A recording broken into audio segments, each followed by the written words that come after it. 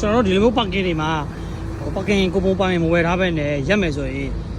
လုပ်လို့ရတဲ့ဒီမျိုးရှိတယ်ပေါ့နော်ကျွန်တော်ကြော်တင်ကိုတစ်ချက်မေးကြည့်အောင်ကဲကြော်တင်မင်္ဂလာပါဒီကိုပုံအကြောင်းလေးနည်းနည်းရှင်းပါပြီပါဒီကူပွန်တစ်ခုကိုနိုင်ဝက်ဗျနိုင်ဝက်ဆိုရင်ဒီမှာတစ်ချက်နဲ့20 1/2 hours 1/2 hours ကိုတစ်ချက်20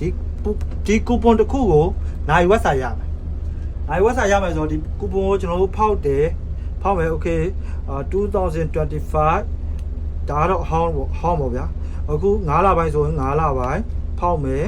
9လပိုင်းဖောက်မယ်ဒီနေ့ကဘယ်နေ့17ရက်ဆိုရင်17ရက်လေးကိုဖောက်မယ်ဗျာဖောက်ပြီးတော့ဘယ်နှစ်နာရီတော့3နာရီလား4နာရီလား5နာရီလားဆိုတော့ဆို3နာရီခွဲဆိုရင်โอเค3နာရီမို့ဖောက်မယ်35ပေါ့ဗျာအဲ့လိုဖောက်မယ်ဗျာဒီလိုမျိုးလေးဖောက်ပြီးတော့ပဲကားမှာထားခဲ့ဗျာကားမှာထားခဲ့ဒီကူပွန်တစ်ခုကိုနိုင်ဝက်အကျုံးဝင်တယ်ဗျာနိုင်ဝက်โอเคကိုကကားပါကင်မှာရက်ပြီးတော့နောက်တနေရာကိုသွားမယ်ဆိုရင်2ရက်ပေါ့ဗျာတနားရီလောက်ကြာမယ်ဆိုရင်2ရက်ဖောက်ပြီးထားခဲ့ဗျာတရက်ကိုနိုင်ဝက်နဲ့တိုက်ပြီးတော့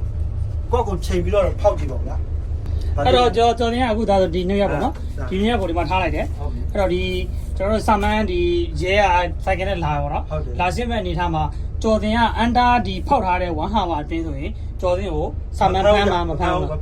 မ်းမဲနဲ့ကျော်တင်ကဒီတနာရီကျော်သွားတယ်ကျော်သွားတော့မှရဲကဆာမန်းကလာမယ်လာပြီးတော့ကျော်တင်ကိုပုံကြည့်လိုက်တဲ့အချိန်မှာဒီကောင်အချင်းကျော်နေပြီဆိုရင်တော့ကျော်တင်ဖမ်းခံရမှာပါဖမ်းပါဗျအကဲကိုကထပ်ဝဲခြင်းနေဆိုရင်ကားမှာလူလည်းမရှိဘူးဆိုရင်ကျွန်တော်ဖုန်းထဲမှာ SG parking ဆိုတာရှိရဗျ SG parking ကိုdownload ဆွဲ SG parking ကနေပြီးတော့မှဒီ parking အဝင်မှာဟုတ်ပါနံပါတ်တွေရှိရဗျအဲ့ဒီနံပါတ်တွေကကျွန်တော်တို့ကအဲ့ဒီနံပါတ်ကိုတခြားကြည့်ပြီးတော့မှအဲ့ဒီနံပါတ်ကိုတိုက်ပြီးတော့ကျွန်တော်ကဖုန်းထဲမှာရိုက်ထိုင်ပြီးတော့ lot နံပါတ်တွေလည်းပါတယ်ဗျအဲ့ဒီမှာဝယ်ပြီးတော့နိုင်ဝက်ကိုတစ်ချက်20နဲ့ SG parking ထဲမှာလည်းဝယ်လို့ရတယ်ဗျာနိုင်ဝက်ကုန်တာနဲ့ထပ်ပြီးတော့ instant ထပ်လုပ်မယ်နိုင်ဝက်ထပ်လုပ်တစ်ချက်20သူတို့ရဲ့ list တွေအကုန်လုံး SG parking ထဲမှာရှိတယ်ဗျာလူမရှိခဲ့ဘူးဆိုရင်ပြောတာပါအကယ်၍ကိုက2နာရီလောက်သွားမယ်ဆိုရင်တော့4ခုလောက်ဖောက်ပြီးတော့ထားခဲ့ဗျာအဲ့လိုမျိုးထားခဲ့ရတာဗျာဟောဒါဆိုရင်ဆာမန်းလာဖမ်းမဲ့ရဲကကျော်တင်ဒီကိုပုံပါကင်ကိုမြင်ပြီးတော့သူအချိန်တွက်ကြည့်လိုက်အောင်ပေါ့နော်အချိန်တွက်ကြည့်လိုက်လို့ကျော်တင်ကကြော်နေတော့ဖမ်းမယ်မကြော်ရင်မဖမ်းဘူးဒါကြလို့ကြော်နေတော့ဒီလိုမျိုးပါကင်တွေမှာပူကူပါကင်မဝယ်ထားပဲနဲ့ရက်မယ်ဆိုရင်ဘယ်လောက်ပေးရအနေဆုံးကတော့100ပဲဗျာ100ထက်မနည်းဘူးဗျာ100ထက်မှာပဲရှိတယ်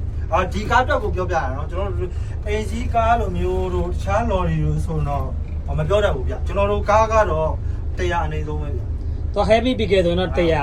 100ရိုးဒီ van တွေ lorry တွေတိုင်းဆိုတော့90လောက်တော့ဖြစ်ပုံများတယ်ပေါ့နော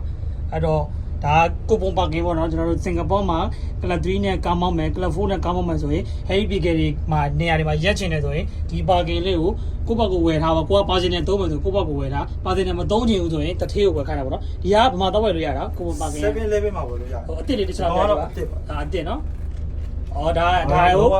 ါတည်းယူပြီးတော့ဖောက်ပြီးတော့ဒီလိုမျိုးထားတာဟုတ်တယ်အဲ့ဒါဆိုလို့ရှိရင်ရဲကြီး100လွတ်တာပေါ့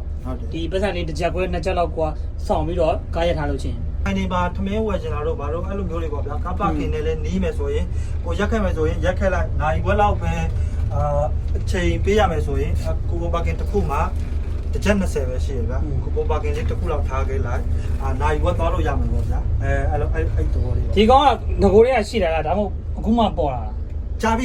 ကြာနေပြီနော်ကျွန်တော်တို့စင်ကိုမရောက်ခင်နေရဒီကောင်ရှိပြီလားကြာပြီဒါဆိုဒီဘက်ကဒီကောင်ကို7လည်းမမှာဥမာဒီအစ်စ်တစ်ထုပ်ဝယ်မယ်ဆိုဘယ်လောက်ပေးရမလဲထုတ်ကိုတော့မပြောတတ်ဘူးဗျာတခုတော့တစ်ချက်20ပဲတစ်ထုပ်တော့ဒါမှမဟုတ်တစ်ထုပ်ပေါ့နော်အဲ့ဒါဘယ်နှခုပါတယ်နေဒီထဲမှာ10ခုလောက်တော့ပါ10ခုဆိုတော့ဘာလို့ပေးရမလဲ15ချက်လောက်တော့ပေးရမှာတယ်နော်10ခုလောက်တော့ပါဟုတ်တယ်ဘာလို့တစ်ခုကိုတစ်ချက်ဆိုတော့လေ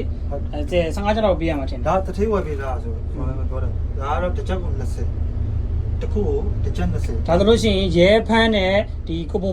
ပါကင်ဆာမန်းဒန်နေပြီးတော့ဒီကောင်လေးစောင့်လာတာနဲ့လွတ်တဲ့ပုံစံပေါ့နော်အဲ့လိုမှမဟုတ်လေပါကင်ဖမ်းခံလို့ရှိရင်ကြော်တင်ပေးတာလားတထေးရပေးမှာကျွန်တော်ပေးရကိုပေါ့ကိုပေးရပါကိုပေါ့ကိုရက်တာရက်တယ်အဲ့ဒါလေးစောင့်ထားကြပါနော်2020ခွန်ထိရမယ် H bar ဟော H bar 2020ခွန်ရမယ်ဟုတ်တယ်ဒီမှာနော်ပါတယ်နော